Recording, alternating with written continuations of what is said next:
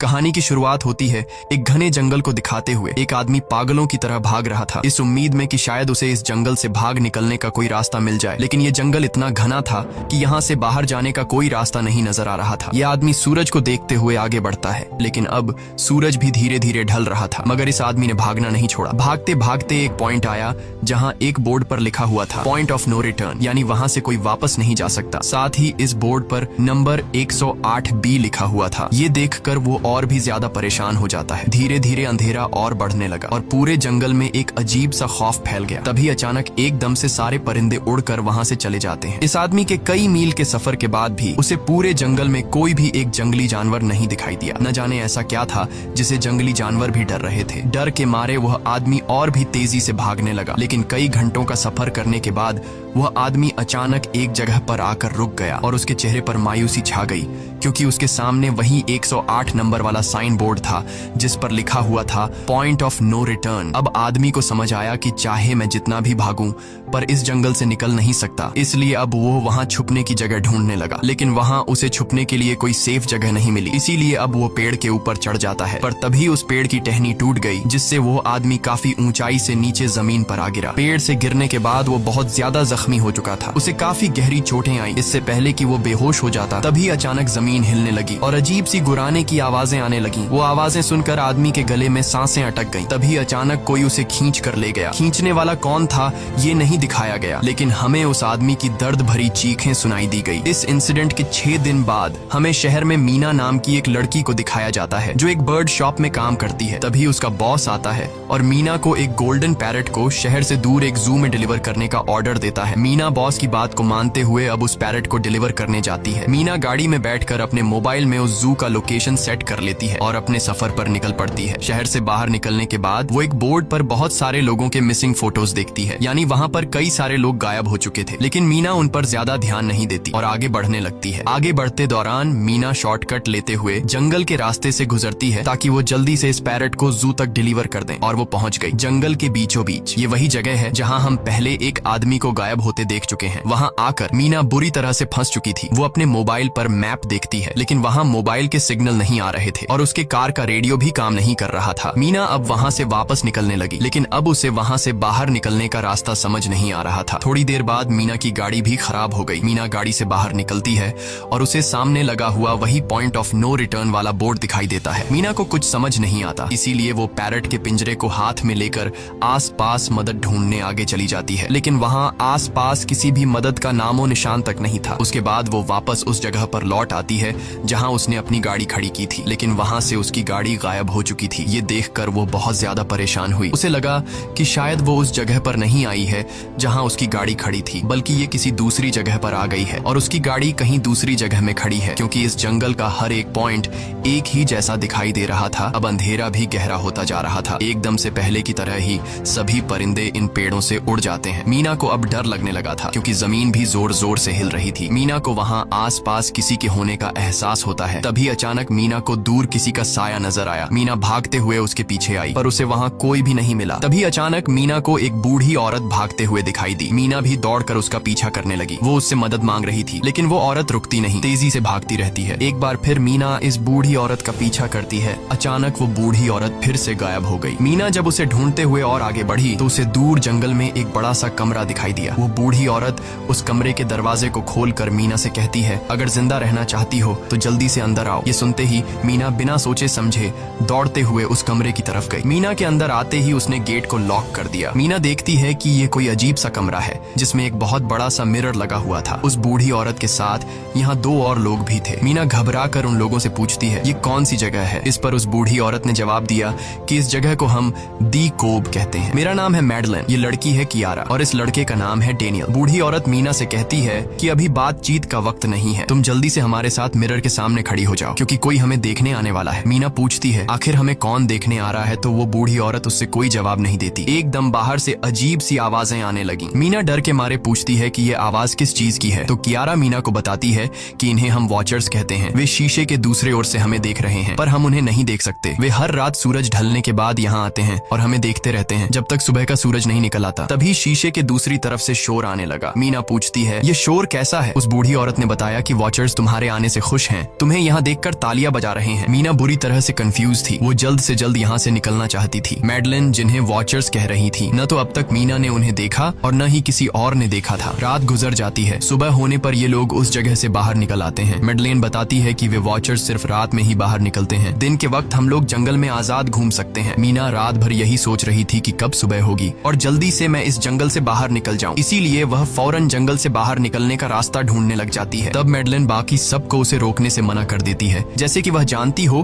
कि मीना इस जंगल से बाहर नहीं निकल सकती और वह जरूर वापस आएगी। बस मीना को जाते हुए मैडलिन बताती है कि तुम्हारा यह फैसला अच्छा नहीं है, इस जंगल से बाहर निकलने का कोई रास्ता नहीं है। रात होने से पहले हमें इस घर में वापस आना पड़ता है, अगर तुम लेट हो गई तो तुम अपनी जान से हाथ धो बैठोगी। मीना किसी की बात नहीं सुनती और अपने पैरट को लेते हुए तेजी से आगे बढ़ती है। थोड़ा सा आगे बढ़ने पर उसे वहीं पॉइंट ऑफ नो रिटर्न वाला साइन दिखाई देता है। उसे देखकर वो घबरा तो गई, लेकिन उसने हिम्मत नहीं हारी और सूरज को देखकर सूरज की डायरेक्शन में आगे बढ़ती रही, पर जंगल से निकलने में कामयाब नहीं हो सकी। आगे चलकर रास्ता ही खत्म हो गया। मीना ने देखा कि वो एक पहाड़ के टॉप पर खड़ी है, जहाँ से आगे दूर दूर तक जंगल के सिवा कुछ भी नहीं था, इसीलिए वो मायूस होकर नीचे बैठ जाती है। तभी अचानक उसके कंधे पर किसी ने हाथ रखा, वो डर गई और जब उसने पीछे मुड़कर देखा तो वो बूढ़ी औरत मैडलिन थी। यहाँ मैडलिन उसे हौसला देती है और कहती है कि सिर्फ तुम ही नहीं जिसने यहाँ से निकलने की कोशिश की और हार गई, हम भी तुम्हारी तरह ही हार कर यहाँ रुके हैं। यहाँ से बाहर निकलने का कोई रास्ता नहीं, चलो मैं तुम्हें कुछ दिखाती हूँ। मैडलिन मीना को जंगल की तरफ लेकर जाती है। मैडलिन मीना से कहती है, ये जंगल एक शिकारी है और हम सब उसका शिकार, अगर जिंदा रहना चाहती हो तो हमारे साथ ही रहो। मैडलिन उसे पॉइंट ऑफ नो रिटर्न वाले काफी सारे साइन बोर्ड दिखाती है, जो कि जंगल के चारों तरफ गोल घेरे में लगे थे और उनके बीच में था उनका कमरा। मैडलिन बताती है कि यह हमारे घर से आधे दिन के फासले पर लगे हैं, अगर इसे आगे गई तो वापस लौटना मुश्किल हो जाएगा, इसलिए कभी भी यह तुम्हें नजर आए तो तुम इन्हें इग्नोर मत करना। मीना पूछती है, ये सब किसने बनाया? तो वो जवाब देती है, ये एक प्रोफेसर ने बनाया है, लेकिन अब तक उसे किसी ने देखा नहीं है। अब रात हो जाती है, ये लोग वापस उस घर के अंदर आ जाते हैं। हर रात वॉचर्स उन्हें देखने के लिए आते थे। आज कियारा नामी लड़की उनके सामने डांस करती है और कहती है ये सब उन्हें पसंद है। ऐसा नहीं था कि इन चारों को हर रात वॉचर्स के सामने खड़ा ही रहना पड़ता था, ये लोग जो चाहते वह कर सकते थे, बस ये लोग उनकी तरफ अपनी कमर नहीं कर सकते थे। ऐसा करने पर वो लोग बहुत ज्यादा गुस्सा हो जाते थे। रात में तो उन्हें सिर्फ वॉचर्स का मसला था, लेकिन दिन में भी उन्हें बहुत मुश्किलों का सामना करना पड़ता था। ये लोग जंगल से हर रोज अपना पेट भरने के लिए कुछ न कुछ शिकार करके लाते थे,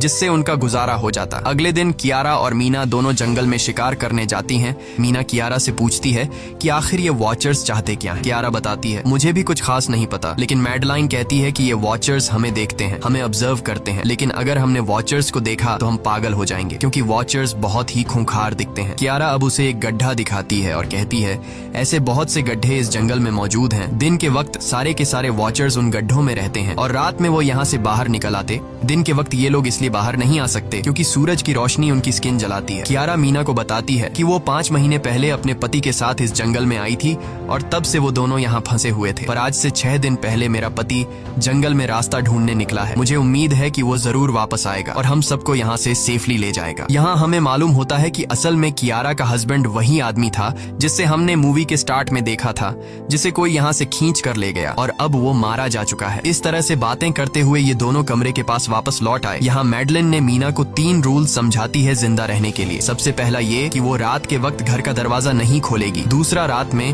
वो आईने की तरफ अपनी कमर नहीं करेगी और तीसरा ये कि दिन के वक्त वो उन गड्ढों के पास नहीं जाएगी और जितना हो सके रोशनी में रहेगी। जब तक तुम इन रूल्स को फॉलो करोगी तब तक तुम जिंदा रहोगी। लेकिन मीना को मैडलाइन की बातों पर बिल्कुल भी भरोसा नहीं होता। अब उस रात मीना इन वॉचर्स के बारे में जानना चाहती थी, इसीलिए वो शीशे के साथ कान लगाकर आवाजें सुनने की कोशिश करती है। जब उसे कुछ सुनाई नहीं देता तो मीना को मैडलिन की बताई गई वॉचर्स की बातें फेक लगने लगती हैं। इसलिए वह रूल्स को तोड़ते हुए अपनी कमर को शीशे की तरफ करके सो जाती है और ऐसा करने पर इन वॉचर्स को गुस्सा चढ़ जाता है। वो लोग जोर जोर से उस शीशे को मारने लग जाते हैं। शोर से मैडलाइन भी उठ जाती है और वह जल्दी से मीना को शीशे की तरफ खड़े रहने को कहती है और तब जाकर वो वॉचर्स का गुस्सा शांत होता है। यानी जब इंसान वॉचर्स को अपनी पीठ दिखाते हैं तो वह उसे खुद की इंसल्ट मानने लगते हैं। ये रात भी गुजर जाती है और अगले दिन मीना डेनियल के साथ शिकार पर निकलती है। वो डेनियल से पूछती है, क्या आज तक तुमने किसी वॉचर को देखा है? जिस पर डेनियल ने जवाब दिया कि मैंने भी आज तक वॉचर्स को नहीं देखा और जो भी वॉचर्स को देखता है वो जिंदा नहीं बच पाता। तब मीना डेनियल को समझाती है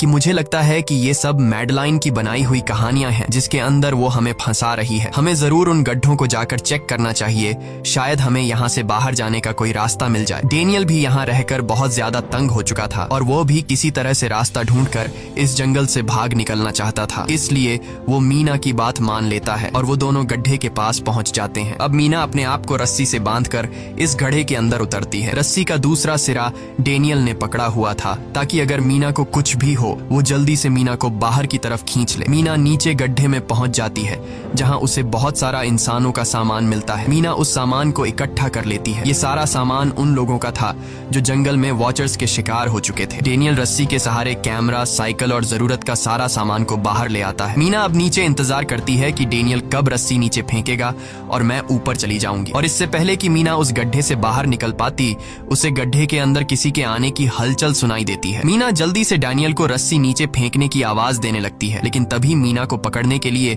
एक वॉचर का हाथ बढ़ने लगता है। पर मीना धूप में खड़ी थी, इसलिए जब उस वॉचर के हाथ पर सूरज की रोशनी पड़ी तो उसका हाथ जलने लगा। इतने में डेनियल ने नीचे मीना के पास रस्सी फेंकी और मीना फौरन जल्दी से बाहर निकल आई। मीना पूरी तरह से डर गई थी। ये लोग उस सारे सामान को लेकर अपनी सेफ हाउस में आ गए, जहां मैडलिन ने उससे पूछा, ये सामान तुम्हें कहां से मिला? ये लोग झूठ बोल देते हैं कि ये सामान उन्हें इस जंगल से मिला। मैडलिन को इस जंगल में रहते हुए बहुत अरसा गुजर चुका था। वो जानती थी कि ये सामान उसे जंगल से नहीं बल्कि एक गड्ढे से मिला होगा। वो मीना से पूछती है, बताओ तुमने गड्ढे के अंदर क्या देखा? लेकिन मीना उसे कुछ नहीं बताती। ये लोग बहुत खुश थे कि आज रात ये लोग वॉचर्स को देख पाएंगे, क्योंकि मीना को गड्ढे के अंदर एक कैमरा मिला था। डेनियल किसी तरह जुगाड़ करके उस कैमरा को टीवी के साथ अटैच कर लेता है ताकि ये लोग भी टीवी पर वॉचर्स को देख पाएं। मैडलिन बार बार उन्हें समझाती है कि ये तुम लोग गलत कर रहे हो, लेकिन ये दोनों उसकी एक बात भी नहीं सुनते। आज रात ये लोग वॉचर्स के इंतजार में बैठे थे ताकि उन्हें वो देख पाए, लेकिन काफी रात होने के बावजूद भी आज कोई वॉचर उन्हें देखने नहीं आया और अब कुछ देर बाद उनके साथ कुछ अजीब सा होने वाला था। ये लोग बातचीत में मसरूफ थे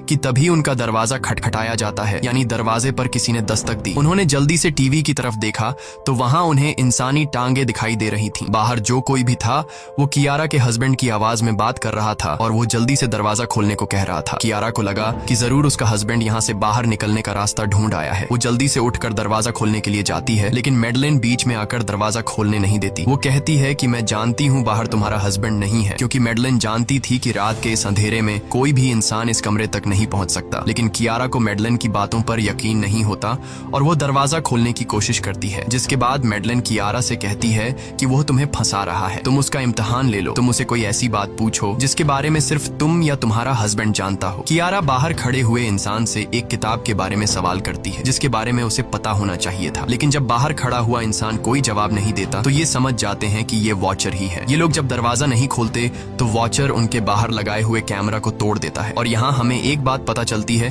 कि वॉचर्स इंसान के रूप में भी खुद को बदल सकते हैं। वॉचर्स उनकी इस हरकत पर बहुत ज्यादा गुस्सा हो गए थे। वे बहुत तेजी से शीशे को मारने लगे, जिससे शीशे में एक बड़ा क्रैक भी आ जाता है। लेकिन यहाँ मैडलिन समझदारी दिखाते हुए सबको लाइन से शीशे की तरफ खड़ा कर देती है, जिससे वॉचर्स का गुस्सा थोड़ा बहुत ठंडा हो जाता है और वे वहां से चले जाते हैं। अब यहाँ मीना मैडलिन को बताती है कि हमने गड्ढे में से ये सारा सामान चुराया था। ये सुनकर मैडलिन बहुत ज्यादा गुस्सा हो जाती है कि तुम लोगों ने दूसरा रूल भी तोड़ दिया। अगली सुबह मैडलिन उस गड्ढे से लाया हुआ सारा सामान उठाकर वापस उसी गड्ढे में फेंक देती है, जिससे उन वॉचर्स का गुस्सा थोड़ा शांत हो जाता है। मगर अब इन लोगों को जंगल में बहुत ही ज्यादा अजीब चीजें दिखाई देना चालू हो गई थी और उसका सबसे ज्यादा असर डेनियल पर होता है। डेनियल अचानक बात बात पर बहुत ज्यादा गुस्सा करने लग जाता है। दूसरी तरफ कियारा, जिससे पहले उम्मीद थी कि उसका हस्बैंड जिंदा है और वो यहाँ आकर उसे यहाँ से बचा लेगा, लेकिन अब उसे पता चल चुका था कि उसका हस्बैंड अब वापस नहीं आएगा, जिसकी वजह से वह अंदर ही अंदर पूरी तरह से टूट चुकी थी और वो डिसाइड करती है कि वह वॉचर्स के इन गड्ढों में कूदकर अपनी जान दे देगी, क्योंकि अब उसके पास जीने की कोई वजह नहीं रही। वह ऐसा करने ही वाली होती है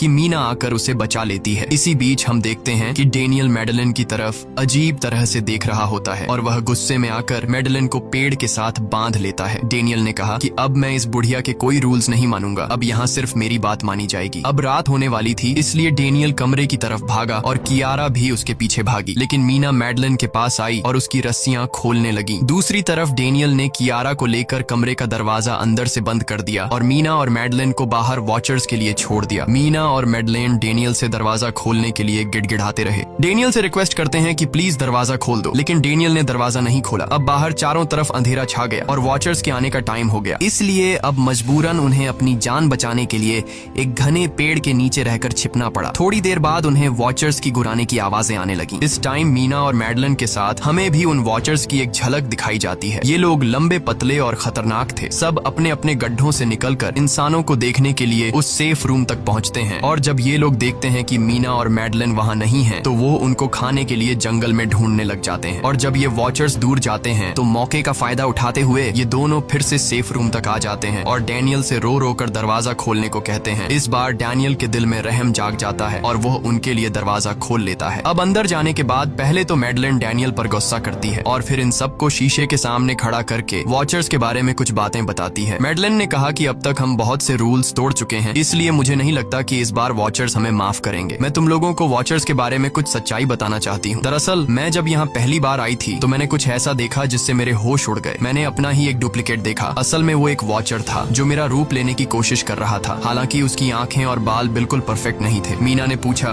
कि आखिर ये वॉचर्स हैं क्या चीज, जिस पर मैडलिन ने जवाब दिया कि ये सारे क्रीचर्स फेरीज हैं जो किसी जमाने में इंसानों के साथ मिलकर रहते थे। फेरीज पंखों वाले एक जादुई जीव थे, लेकिन वक्त गुजरने के साथ इंसानों को फेरीज की शक्तियों से डर लगने लगा। इसीलिए इंसानों ने फेरीज को खत्म करने का सोचा। इंसानों की तादाद ज्यादा थी, इसलिए फेरीज इंसानों का मुकाबला नहीं कर पाए। इंसानों ने इन फेरीज को जंगल में एक बहुत बड़े गड्ढे के अंदर कैद कर लिया और उन्हें श्राप से हमेशा हमेशा के लिए इस गड्ढे में बंद कर दिया। उसके बाद फेरीज कई 100 सालों तक उस गड्ढे में कैद रहे, लेकिन फिर वक्त के साथ उन्होंने जमीन के अंदर खुदाई करके निकलने के रास्ते बना लिए। आज वही फेरीज वॉचर्स के रूप में गड्ढों से निकलकर हमारे सामने आते हैं। हालांकि कई 100 सालों तक जमीन के अंदर रहने की वजह से उन्होंने अपने पंख और जादुई शक्तियां खो दी और साथ ही उन्हें सूरज की रोशनी से तकलीफ होने लगी, लेकिन अब भी उनमें रूप बदलने की शक्ति है। इस पर डैनियल ने मैडलिन से पूछा कि ये वॉचर्स हमसे क्या चाहते हैं और ये हर रात हमें देखते क्यों हैं, जिस पर मैडलिन ने बताया कि ये वॉचर्स एक बार फिर से जंगल से निकलकर इंसानों के बीच रहना चाहते हैं, लेकिन अपने असली रूप में ये इंसानों के बीच नहीं रह सकते। इसीलिए उन्होंने हमें यहाँ रखा हुआ है ताकि हमें देखकर हमारा रूप ले सकें और हमसे आज के दौर के तौर तरीके सीखकर इंसानों के बीच रह सकें। मैडलिन ये सब बातें बता ही रही थी कि अचानक सभी वॉचर्स वापस लौट आए और जब वॉचर्स को पता चलता है कि मैडलिन और मीना वापस अपने कमरे में आ गए हैं तो वो सब गुस्से से भड़क उठे और दरवाजा तोड़ने की कोशिश करने लगे। इन चारों ने टेबल को खींचकर दरवाजे के सामने रख दिया ताकि दरवाजा वॉचर्स तोड़ न सके, लेकिन वॉचर्स की ताकत काफी ज्यादा थी और इन चारों को पता चल चुका था कि जल्द ही वॉचर्स अंदर आ जाएंगे और उन्हें मौत अपनी आंखों के सामने दिखाई दे रही थी। तभी उन्होंने देखा कि टेबल को घसीटकर दरवाजे तक ले जाने की वजह से कारपेट पलट गई है। जब उन्होंने कारपेट हटाया तो उन्हें नीचे एक बड़ा लोहे का गेट नजर आया। उन्होंने जल्दी से गेट खोला तो उन्हें पता लगा कि नीचे एक बहुत बड़ा बंकर है। ये लोग जल्दी से उस बंकर के अंदर घुस गए और ऊपर से लोहे का गेट बंद कर दिया। ये लोग इस बात को लेकर परेशान थे कि ये बंकर यहाँ पर मौजूद था और इन लोगों को पता भी नहीं चला। इस बंकर के नीचे बहुत फैसिलिटीज थी, हजारों दिन का खाना, एक कंप्यूटर और भी बहुत सारा जरूरत का सामान रखा था। मीना जानना चाहती थी कि आखिर ये जगह किसने बनाई, इसीलिए वो उस कंप्यूटर को ऑन कर लेती है। उस कंप्यूटर में बहुत सारा डेटा सेफ था, जिसे खोलने पर उन्हें पता चलता है कि ये सारी जगह प्रोफेसर मार्टिन ने बनाई थी। असल में प्रोफेसर को इन क्रीचर्स के बारे में पता था। वो इन वॉचर्स पर रिसर्च करना चाहता था, इसीलिए उसने ये बंकर बनाया था। पैसों का लालच देकर वो दूसरे इंसानों को काम के लिए यहाँ लेकर आता था और रात के वक्त मजदूरों को ऊपर कमरे में छोड़कर खुद यहाँ आकर छुप जाता था और वो वॉचर्स फिर उन इंसानों को खा जाया करते थे। अगली वीडियो में डॉक्टर मार्टिन बताते हैं कि उनकी रिसर्च के दौरान उन्हें एक सबसे अलग फेरी मिली जो रोशनी में भी उन गड्ढों से बाहर आ सकती थी। डॉक्टर बताता है कि उस वॉचर ने एक बच्ची का बिल्कुल परफेक्ट रूप ले लिया था जिसे कोई पहचान नहीं सकता था। वो बहुत अच्छी थी, उसने डॉक्टर मार्टिन को मारा नहीं। डॉक्टर मार्टिन उसे यहाँ ले आया। तभी प्रोफेसर ने कैमरा को दूसरी तरफ मोड़ा। तब उन्होंने देखा कि प्रोफेसर ने उस छोटी सी बच्ची के रूप में आए वो क्रीचर को पिंजरे में कैद कर लिया है। पता नहीं डॉक्टर उसके साथ कौन सा एक्सपेरिमेंट करने वाला था। उस कंप्यूटर में बहुत सी वीडियोस थी और हर वीडियो में कुछ न कुछ बताया हुआ था। मीना बस ये जानना चाहती थी कि आखिर में क्या हुआ, इसीलिए वो सबसे आखिरी वीडियो प्ले करती है जिसमें वह देखती है कि प्रोफेसर खुद को और उस फेरी को मारने वाले हैं। मरने से पहले वह इस जंगल में फंसे हुए लोगों के लिए यहाँ से निकलने का रास्ता बता देता है और कहता है कि शाम में जिस डायरेक्शन में परिंदे भागते हैं उस डायरेक्शन में भागने से वे लोग इस जंगल से निकल सकते हैं। उसने इस रिकॉर्डिंग मैसेज में कहा था कि अगर कोई इस जंगल से निकलने में कामयाब हो गया तो यूनिवर्सिटी में जाकर मेरी सारी रिसर्च तबाह कर देना। मैंने यहाँ आकर बहुत बड़ी गलती कर दी। उसके बाद प्रोफेसर ऊपर चले गए और फिर 2 गोलियों की आवाज आई जिससे उन्हें समझ आया कि प्रोफेसर ने पहले उस फेरी को मारा और फिर खुद को गोली मार दी। आज रात ये चारों बहुत खुश थे क्योंकि उन्हें इस जंगल से जान छुड़ाने का रास्ता मिल गया था। अगली सुबह सभी लोग अब बंकर से बाहर निकलते हैं तो देखते हैं कि उनका सेफ हाउस उन वॉचर्स ने पूरी तरह तबाह कर दिया है और आज के दिन उन्हें लाजमी इस जंगल से निकलना होगा वरना ये लोग मारे जाएंगे क्योंकि रात को अब उनके पास छिपने के लिए कमरा भी नहीं बचा था। ये लोग अब यहाँ जंगल से निकलने के रास्ते में बढ़ने लगते हैं। वो परिंदे जिनके बारे में प्रोफेसर बता रहे थे वे तो शाम को उड़ने वाले थे, लेकिन उन्हें शाम होने से पहले जंगल से बाहर निकलना था। इसलिए मीना अपने पास मौजूद पैरट को आजाद कर देती है। जिस डायरेक्शन में वह उड़ता है उसी डायरेक्शन में ये लोग चलने लग जाते हैं। चलते हुए रास्ते में ही उन्हें एक कब्र मिली। मैडेलिन उस कब्र को देखकर बताती है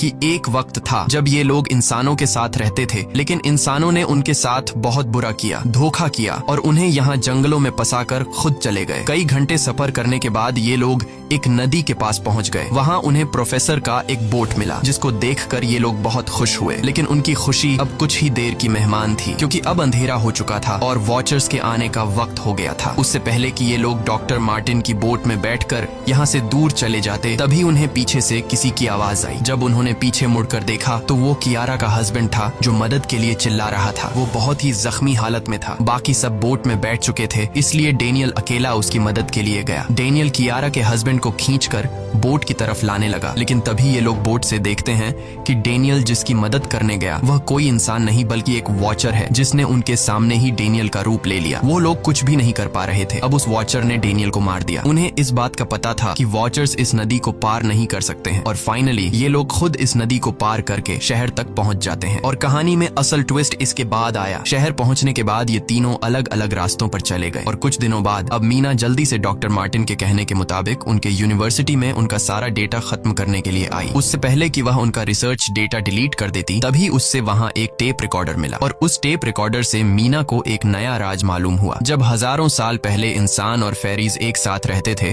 तो तब उनकी शादी भी हुआ करती थी। इंसान और फेरी के मिलन से जो बच्चे पैदा होते थे उनमें इंसान और फेरी दोनों के गुण होते थे। उन्हें हाफलिंग्स कहा जाता था। उन हाफलिंग्स में एक खासियत थी कि वे रूप बदलने में इतने माहिर होते थे कि वे किसी मरे हुए इंसान का रूप भी बदल सकते थे। प्रोफेसर का मानना था कि जब इंसानों ने फेरीज को जंगल के अंदर गढ़ों में कैद कर लिया था, तब हाफलिंग इंसानों के बीच अपना रूप बदलकर चुपके से रहने लगे और वो आज भी किसी न किसी रूप में इंसानों के बीच मौजूद है। मीना जब प्रोफेसर के ऑफिस में आई और वहाँ पर जांचबीन करने लगी तो वहाँ उसके हाथ कुछ ऐसी तस्वीरें लगी जिसने उसके होश उड़ा दिए। उसने देखा कि तस्वीर में जो प्रोफेसर के साथ लेडी खड़ी है वो कोई और नहीं बल्कि मैडेलिन है और असल में मैडेलिन प्रोफेसर की वाइफ है। वो कंफ्यूज हो जाती है कि मैडेलिन ने उसे यह बातें क्यों नहीं बताई। इस भारी कंफ्यूजन को शेयर करने के लिए वो कियारा के पास आती है और उसे बताती है कि जिस मैडेलिन से हम जंगल में मिले थे वो असल में प्रोफेसर मार्टिन की वाइफ है, लेकिन उसने हमें यह सच्चाई इसलिए नहीं बताई क्योंकि वो खुद एक इंसान नहीं बल्कि एक रूप बदलने वाली फेरी थी। मैंने जब रिसर्च किया तो मुझे पता चला कि काफी साल पहले प्रोफेसर की वाइफ